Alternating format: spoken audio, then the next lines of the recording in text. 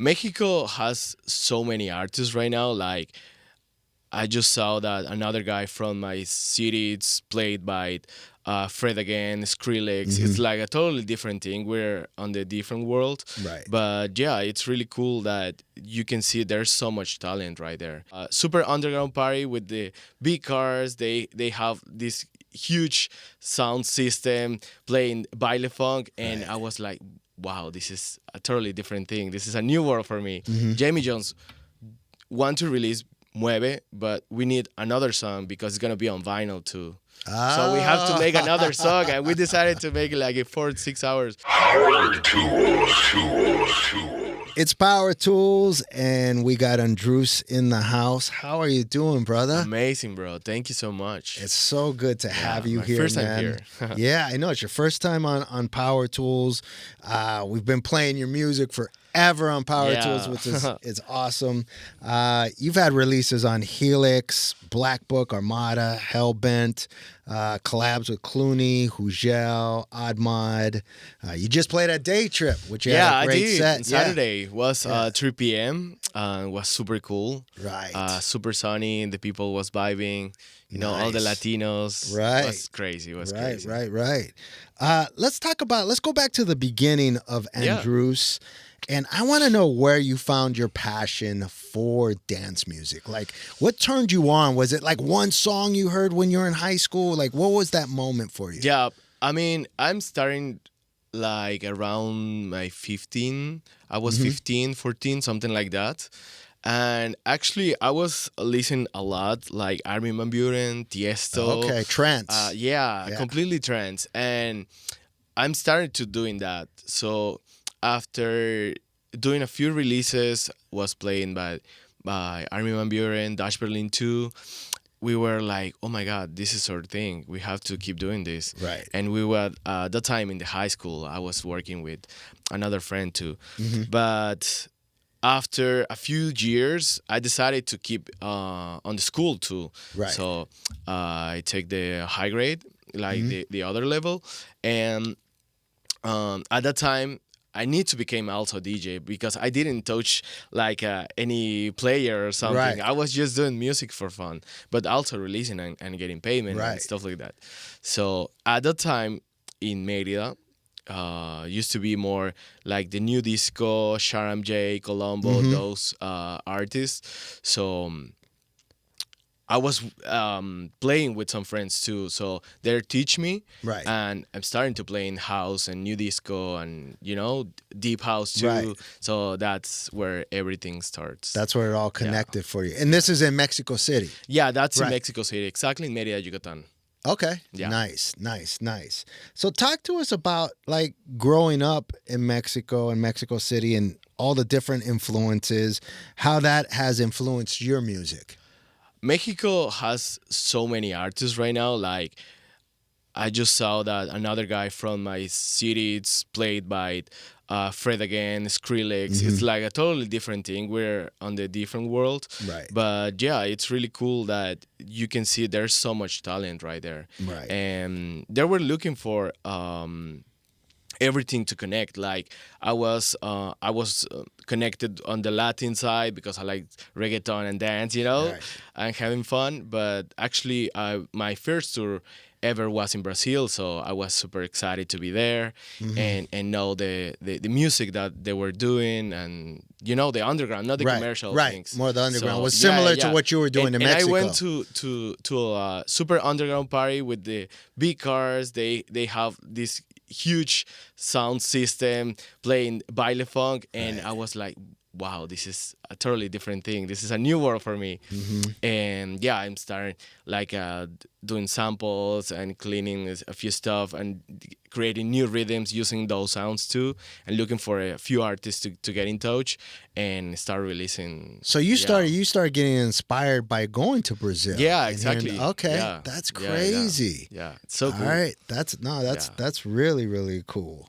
I feel like when you dropped Mueve EP on Hot Creations in like 2022, like that was a moment for you. That I felt like that kind of put you on the map with a lot of people. Was that EP important for your career? 100%. Right. It was. I would say one of the first ever Latin tech doing on the top in Beatport, but Right. actually played by one of the greatest, which is Jamie Jones, Right. and represent like a huge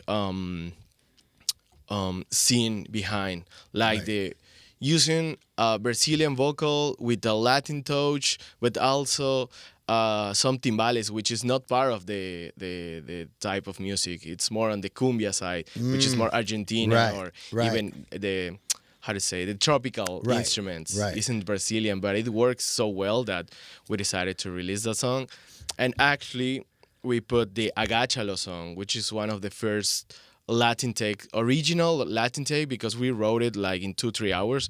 Jamie Jones want to release Mueve, but we need another song because it's gonna be on vinyl too. So we have to make another song, and we decided to make it like in 4-6 hours, and send to him for the B2 for the on the Wow, vinyl. that's crazy. You guys created another song for vinyl. Yeah, exactly. In these days, in 2022. And also Marco Carola was playing all the time that song. Right. That Right. was so crazy, and Jamie Jones too. So What I love is how you're pulling influences from different like Latino regions yeah, and putting it into like and cooking it up as Yeah. one. That's amazing. Yeah, So are it's you crazy. listening to music from all over the world yeah, to all get the time. inspiration? I don't even listen to electronic music. I mean, I listen to it because I follow them on Instagram. I got a few Right. on SoundCloud, but overall on my Spotify, it's everything right there, like the Right. hip hop or cumbias or salsa, old songs, new songs. But And yeah, it's more, mainly. are you listening more to grab Yeah, inspiration? yeah, all the time, all the time. Right. I always try to click when I discover a new song, like go to the radio of the Right. song to bring any how to say the algorithm Right. propose to you new things. Yeah. I Oh, do so that. you can get some, like if you Yeah, like that song, exactly. they'll play you like 10 other songs that are Yeah. like that. Yeah, I do that all the time. Ah, that's smart. That's smart. Yeah. That's really, really dope. Let's talk about your collab with Cloonee, Pegao. I mean, that was huge. Yeah. Talk to us about how that collab with Cloonee came about. It started. I was supposed to. Yeah, I was playing at EDC Las Vegas. I remember that, and I was thinking, okay, now I got Frikitona, but which song could be great? I like Wisin y Yandel. Which song could be okay? Let's try this. And I made an instrumental, like just the basic idea, and tried to test it with some vocals, and yeah, I found out that I got the vocal from Wisin y Yandel, which is the Pegao song too, Right. and put it together. Right. I sent to him like a test. He said, "Hey," to me. At the time, he was where he was in Europe. I Right. think he was in Musicon or something like that. He played that song, and it went viral. Right. Like in I don't know, probably 12 hours after their set. And yeah, and after that we decided to work even more on the track and release that song. Nice, nice. So you were like, I mean, I consider you one of the pioneers of like fusing Latin vibes with tech house. Where do you see the future of Latin tech house headed to? I mean, I will say that it was a perfect timing because it was I mean, I didn't invent it. No. anything But because you were we one of the know- first to like pioneer Jesse it. Perez Yes. do it all the time, Yeah. and I was inspired by it was Bad Bunny, super hype at that time. Martinez Brothers was playing at High Ibiza, Right. a lot of this vibe, and I decided to make that El Apagón Mm-hmm. edit that it never went out. We just released for fun on Right. SoundCloud and stuff like that. But yeah, it's like it's super strong to feel that you're part of something, or you're creating something, or getting more involved on new things and having fun with it, which Right. is the main thing to be. But yeah, it was so crazy that everything happened at the time. Right. Now you got a song out that's not released yet, but it's one of my favorite songs. You flipped a lighter shade of brown song, Yeah, which the is Latin. yeah. How do you even know that record? I mean, actually, was another friend, which is from Mérida, Yucatan, which is Gis. Uh-huh. It's another producer. and he sent to me the idea to make a collab. So we made like a first version, Right. but it's more like a classic house vibe. Right. And we sent to Range Truco, Lufgandig too. They are playing right now. Right. But after that, I decided to use that vocal to make another thing. And just for fun, I made the other instrumental for the vocal. So that's the crazy. idea. So when you got the idea, have you heard the song before or no? Yeah, we you did have? because we've been playing for probably 12 years or something on small restaurants and stuff like that in the beginning, and we used to play like hip hop kind of rap all these songs, but match with new disco slow things, Right. So you're familiar with the original. Yeah, exactly. Okay. Because I was like, how does he know this original? That's crazy. Now, you had another big collab with Hugel, who's a friend of the show, on Black Book. Talk to us about that collab and those vibes. Yeah, it was crazy. We were, he was asking for a few promos too, but also Black Book at the time were looking for a release of mine. So I prepared the idea, and he started working on a few things over the percussion and stuff like that. And we decided to call Fatboi, which is the same vocal from Mama Era and Agáchalo. Right. So they were super friendly on the deal, and we decided to release on Black Book. Nice. Yeah. Nice. Now, I saw a video, I think it was a video, or I read how you really, because a lot of your music, it's the percussion, right? Yeah, it is. But you're not a percussion player, but you really spin. I'm not. It feels like you got a live percussion player in there. Talk to us about how you're getting your drums to vibe like that. Okay, something that I do on the studio, I always try to layer the instruments. So when I do my own kick, I try to layer a few kicks to get more in the middle, or and I do the same for almost everything: the shakers, the high end, the low end too, and the percussions. I always looking for this big package of samples on Contact, but not for electronic music. I was looking for cumbia or batucadas. Right, so that's legit. Yeah, exactly. It's legit. It's all written on MIDI. So I always do retakes of the whole song and try to play it on the drum machine, you know, like the MIDI. Are you getting better from the first time you did it? Yeah, of course. Yeah. Nice. Yeah. It's getting better. Yeah, that's awesome, man. So what else do you have cooking for 2025? What do you got coming up? Yeah, I'm working on a few songs to release. We're working together with Insomniac, which is gonna be the active song. Okay, perfect. And I got a few collabs, which is gonna be, it's gonna be Drax, which is Aguanile. It's another song we're working on. I got another track. It's not finished yet, but it's with A-Craze too.